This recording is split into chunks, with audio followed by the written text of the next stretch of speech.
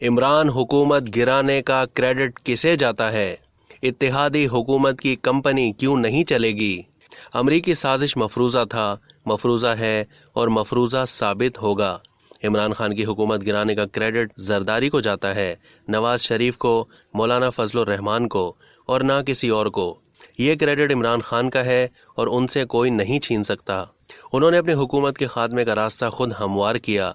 मुल्क की मईशत और सिफारत को तबाह करने के साथ साथ उन्होंने अपने सरपरस्तों का भी जीना दोभर कर दिया। चुनाचे उनकी हुकूमत को जो गैर आइनी और गैर कानूनी बैसाखियाँ फराहम की गई थीं वो हटा दी गईं।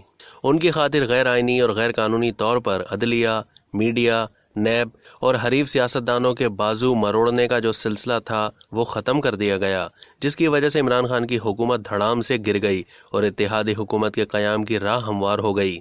जरदारी साहब आज अपने आप को इस अमल का मंसूबा साज साबित करने की कोशिश कर रहे हैं, लेकिन कौन नहीं जानता कि इमरान खान की हुकूमत जरदारी साहब की इनायत से कायम हुई और चल रही थी।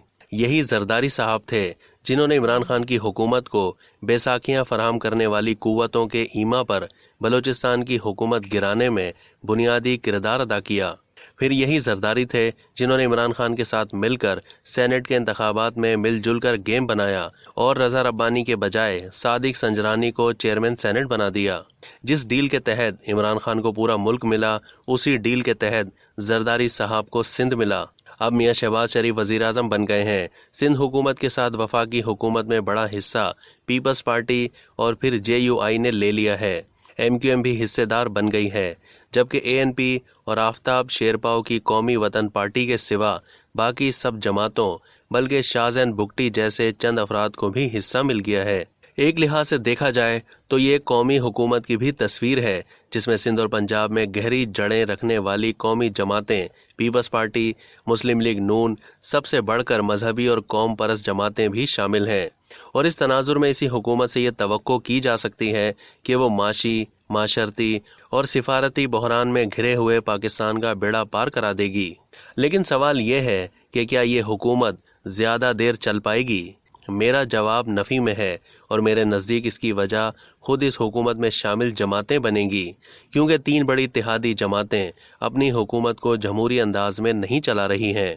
जरदारी साहब का फ़र्ज़ था कि हुकूमती ओहदों की बंदर बांट के वक्त वो ANP के लिए भी जायज़ हिस्सा तलब करते, लेकिन अपने लिए सब कुछ लेने के बावजूद उन्होंने उनको पूछा तक नहीं, बल्कि ANP की क़यादत को वज़ीर आज़म की तकरीब हल्फ बर्दारी में भी नहीं बुलाया गया।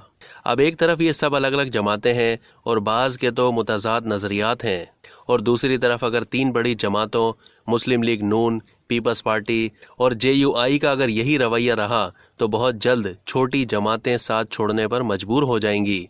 इसलिए एक पेज पर आने के बावजूद मुझे इस हुकूमत की कंपनी ज़्यादा देर चलती हुई नज़र नहीं आ रही।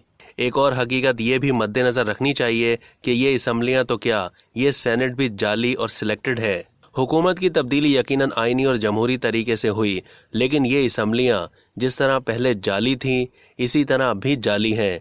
लीडर के बदलने से जाली असम्बलियाँ असली नहीं बन गईं और कोई भी जाली निज़ाम पायदार नहीं होता। अब तक के लिए इतना ही। मज़ीद मालूमात के लिए डेली जंग के YouTube चैनल को सब्सक्राइब करना ना भूलिए।